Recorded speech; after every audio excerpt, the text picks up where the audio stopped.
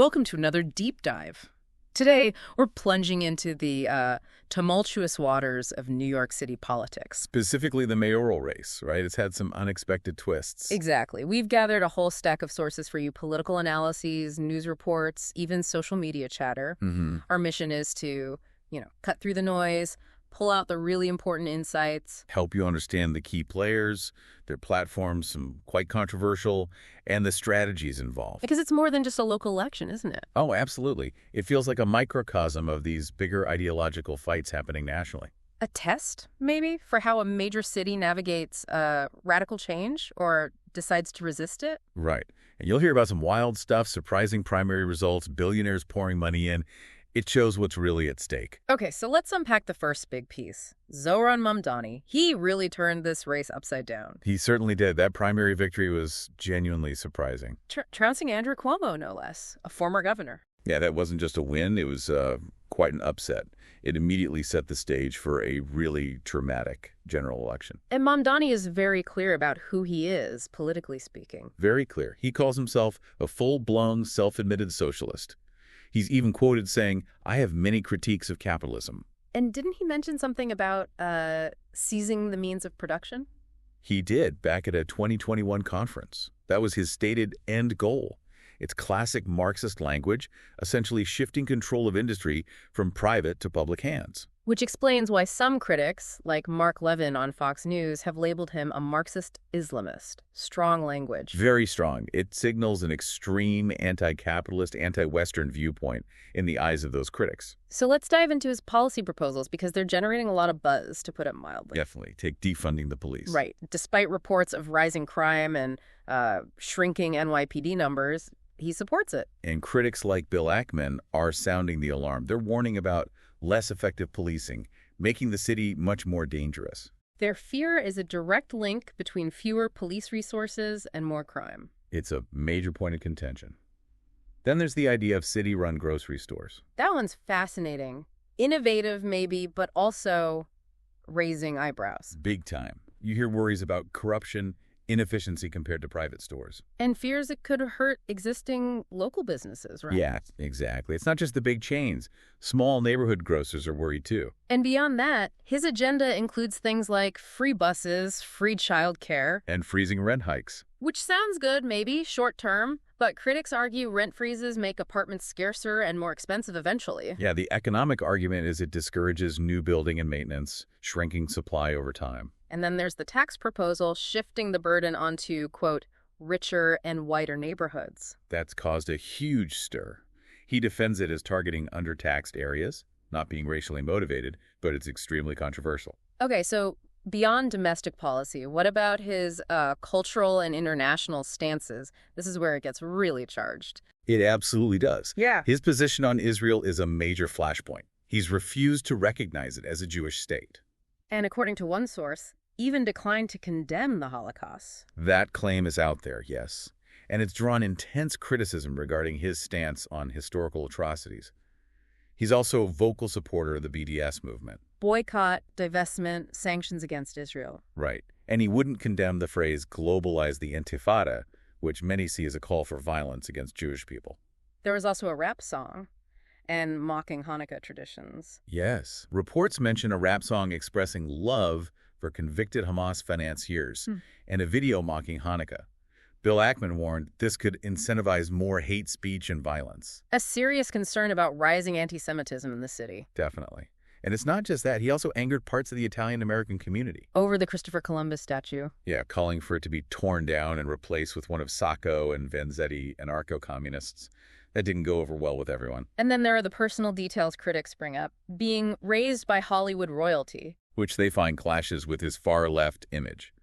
And identifying as Black and Asian on college applications, despite being born in Uganda to Indian parents, that sparked debate too. So with all this controversy, what's been the reaction from, say, Wall Street? Immediate and strong.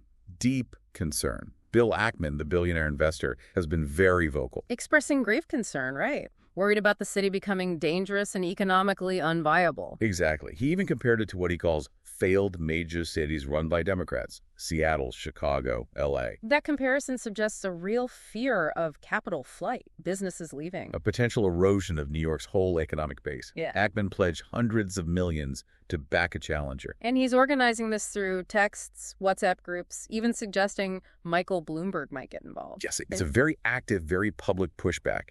The fear on Wall Street is real talk of a mass exodus if Mamdani wins. Wow. Okay, so given that intense reaction, let's shift to Andrew Cuomo.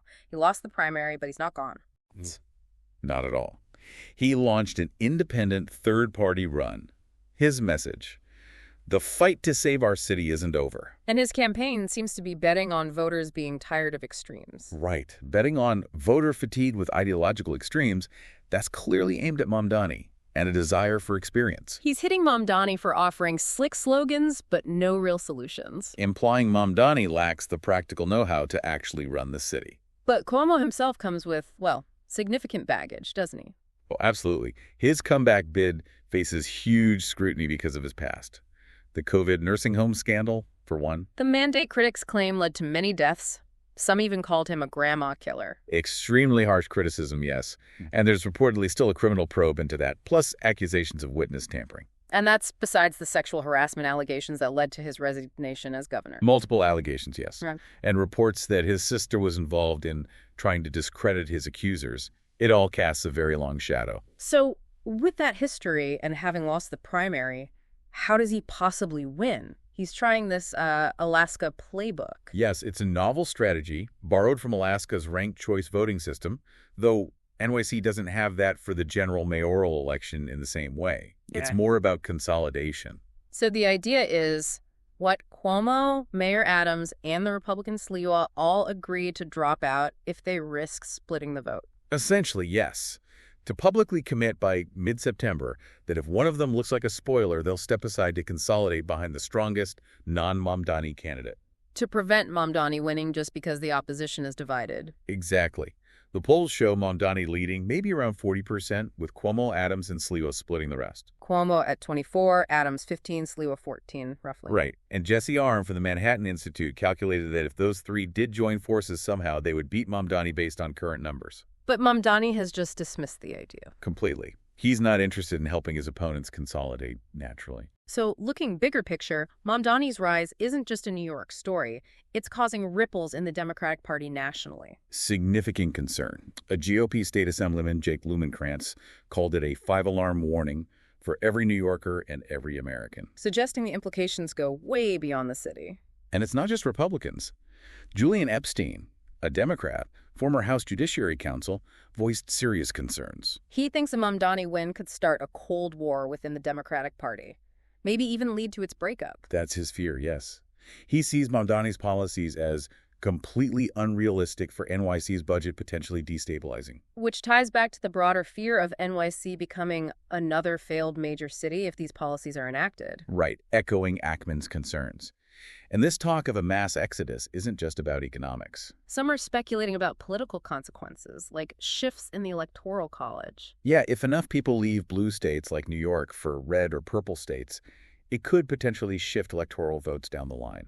It's a long-term speculation, but it's out there. So why should someone listening, maybe not in New York, care deeply about all this? You mentioned the electoral system itself. Exactly. The sources really highlight this as a root issue. Yeah. New York City has this very restrictive system. Fully closed partisan primaries, meaning you have to be a registered Democrat to vote Democrat, Republican to vote Republican. Correct. And the deadline to register or change parties is often months before the primary. It really limits competition. And suppresses turnout. Massively.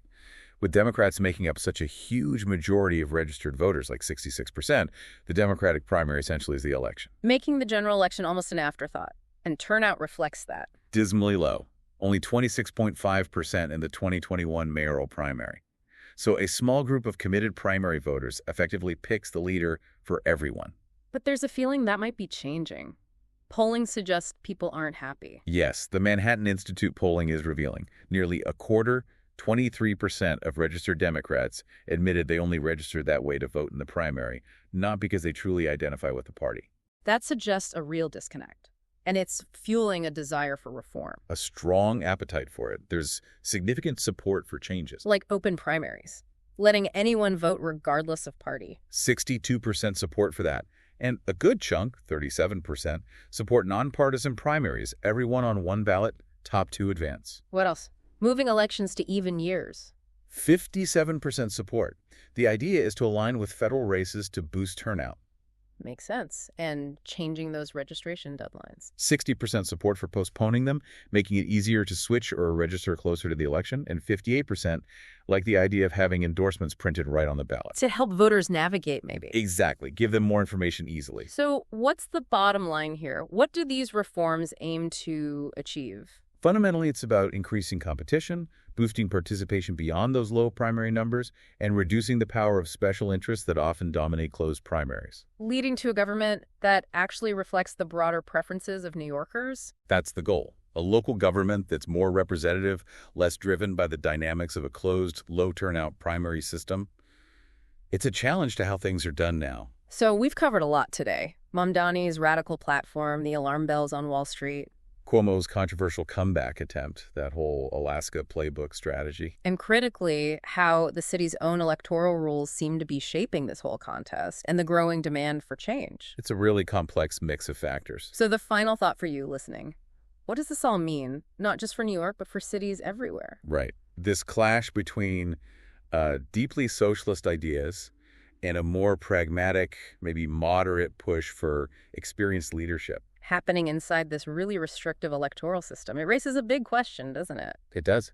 Can a city really innovate and tackle today's huge challenges if its political process feels stuck, or if the choices feel like they're only at the extremes?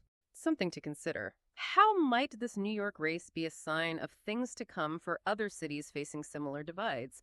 What are the real impacts on the economy, on safety, on just the feeling of community life?